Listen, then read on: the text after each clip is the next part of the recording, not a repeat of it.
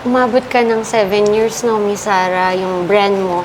Ano ba yung mga mission and vision ng company mo? Kasi naniniwala ako pag wala kang mission and vision, hindi tatagal ng 7 years. Diba? Bali, ang mission lang naman ni Queen White, kasi si Queen White, ma'am, is all about talaga blessing eh. Kasi nung nag-start ako ng Queen White, meron po kaming organization na tinutulungan. Yun yung SOS Children's Village. Bawat product na binibenta namin, meron po silang makukuhang 5 pesos. So, iniipon namin yon every month, magbibigay kami sa SOS Children's.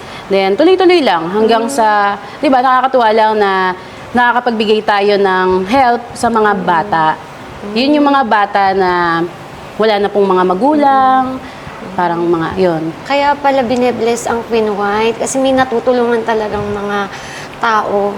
Yes, ma'am. And yun nga, ang mission din namin is to provide better life and syempre better skin for our queenderas and sa mga alagang Queen White natin. So, ibig sabihin, Miss Sarah, nung time na binubuli ka nung bata ka, yun yung naging parang, ano mo, yung struggle mo noon. Ngayon, brand owner ka na ng sarili mong product. And bukod doon, nakalibre ka pa ng product. Yes, tama ba? Opo, di ba?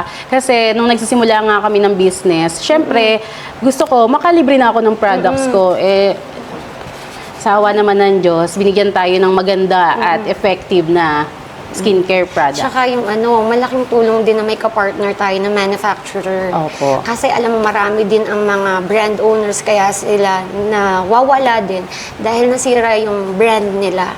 Dahil hindi maayos yung product. Opo. So, blessed tayo na meron tayong mga manufacturer na ka-partner natin sa business. Yes, na maayos din talaga ka-transaction, ma'am. Kasi minsan, di ba, Opo. kailangan talaga nating piliin din yung mga kasama natin sa business.